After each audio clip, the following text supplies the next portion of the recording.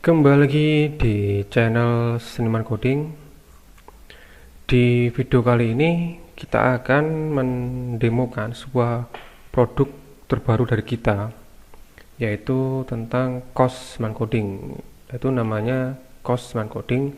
Di program ini untuk manajemen kos-kosan lah istilahnya. Jadi kalau punya banyak kamar kos, itu kita bisa mengetahui yang sudah bayar berapa, yang nunggak berapa, itu bisa kelihatan semua. Kamar mana yang ready, yang dihuni, mana lagi kosong, yang disewakan itu ada. Jadi laporannya, pemasukannya berapa, pengeluarannya berapa, itu ada fiturnya. Dan seperti standar kita memfasilitasi untuk multi cabang. Misalnya punya banyak kos, jadi misalkan di daerah A punya kos, di daerah B punya kos, cukup dengan satu program ini itu bisa menghandle semuanya karena bisa multi cabang. Jadi cukup diupload ke hosting, nanti bisa diakses secara online, bisa dicek dan bisa menghandle semuanya. Cukup satu aplikasi buat semua cabang. Oke, di cost coding ini ada dua level login, yaitu super admin dan admin. Kita login dulu dengan level super admin. Nah, di sini kita akan menemukan dengan super admin. Saya login. Oke, tampilan seperti ini. Ini alamat dashboardnya, ada pendapatan hari ini, bulan ini, lantai rumahnya, ini total kamarnya, total penghuni aktif. Ini dalam satu cabang kos, maksudnya satu tempat kos. Misalnya ada tempat yang lain, itu nanti bisa pindah cabang di sini. Nah, gini karena belum ada, jadi kita terfokus di satu kos-kosan ini. Oke, di fitur kali ini saya akan menjelaskan di paling pertama, yaitu tentang master ini. Ini yang paling pertama. Di sebelum menggunakan program ini, itu harus input lantainya. Itu ada berapa lantai di kos-kosan itu? Apakah 2 lantai, apakah 1 lantai, apakah 3 lantai. Nah, itu harus jelas. Habis input lantai, kita masuk di kamar. Nah, di sini kan bisa melihat kamar yang dihuni berapa. Misalkan ada yang tidak dihuni, ada statusnya kosong gitu. Cuman ini udah terhuni semua. Misalkan saya input aja 1. Sini kamar nomor 4 katakanlah. Saya lantainya sama lantai 2, harganya biasanya kalau lantai atas tuh agak mahal. Fasilitasnya bisa input sekarang AC. Nah, ini kamar mandi dalam. Nah, seperti ini statusnya disewakan kan. Kita submit. Nah, ini kan statusnya disewakan. Kalau dihuni, maka ini statusnya dihuni. Misalkan ada kasus si customer, maksudnya si penghuni kos nomor kamar 3 ini dia tidak lanjut, maka status di penghuni tersebut, di penghuni kos ini diubah menjadi tidak aktif, dan secara otomatis yang di sini akan berubah juga seperti itu. Nah, kita lanjut di menu penghuni kos. Nah, ini kan, ini daftar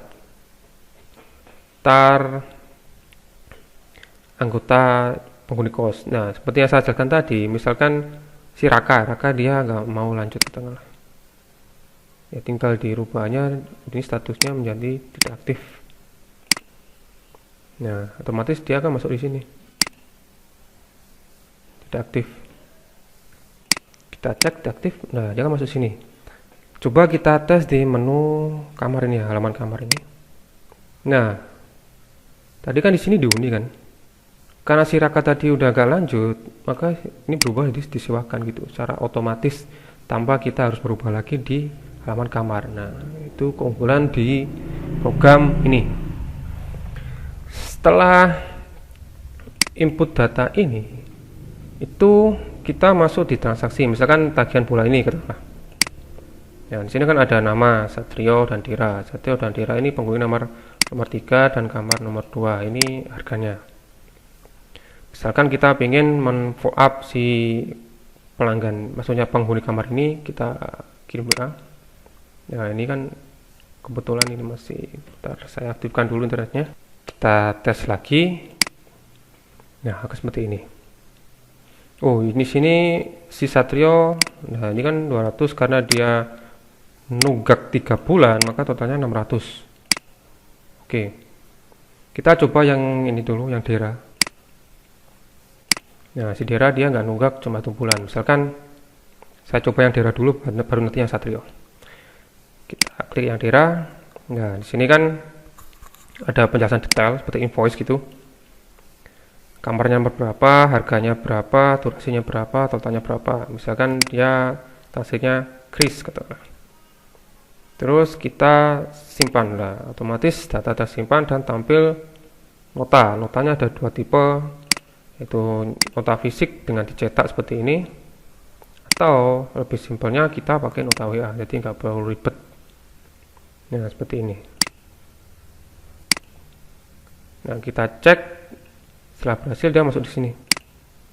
Nah, di sini ini data invoice lunas. Nah, tadi kita buka ini tagihan bulan ini invoice lunas, dan yang ini itu tagihan menunggak.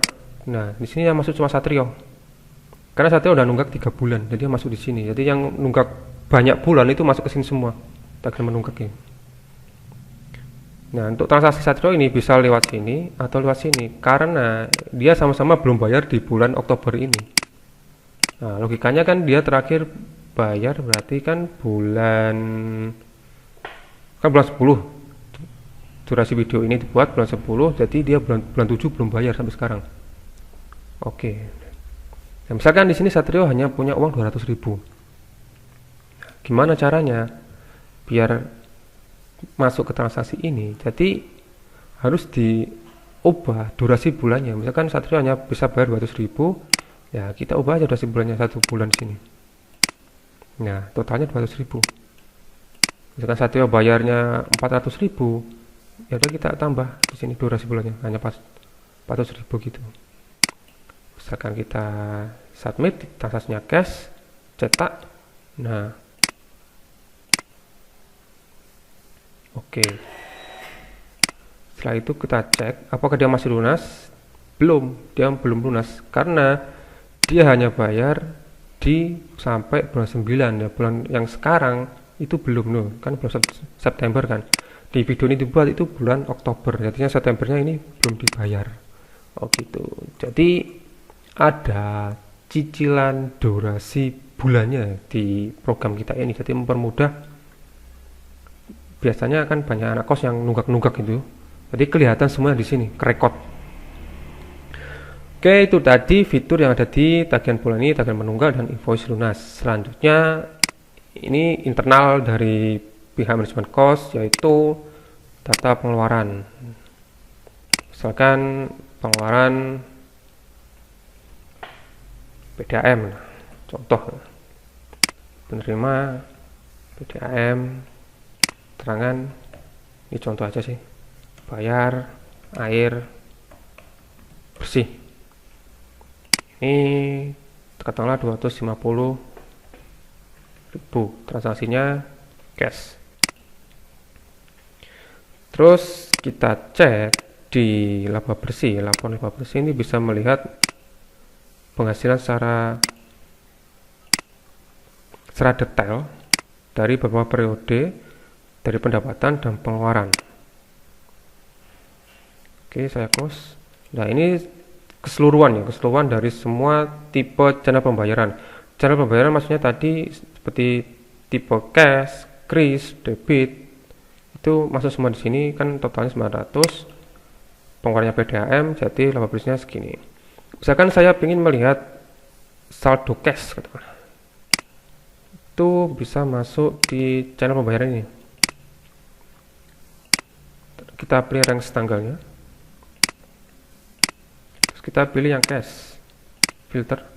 Nah, ini bisa kelihatan cashnya dapatnya segini, pengeluarannya segini, saldonya tinggal segini. Nah, ini lebih spesifik. Dan untuk yang ini, laporan pendapatan periode itu laporan pemasukan saja, tidak ada pengeluaran. Misalkan pilih semua cara pembayaran. Nah, kelihatan semua ini. Caranya ada cash, ada cash. Nah, ini totalnya. Ini pendapatan. Untuk melihat pengeluaran tadi bisa lihat di sini, cara pembayaran, laba bersih. Oke. Dan ini untuk tambah pengguna. Ini seperti biasa tambah data, password.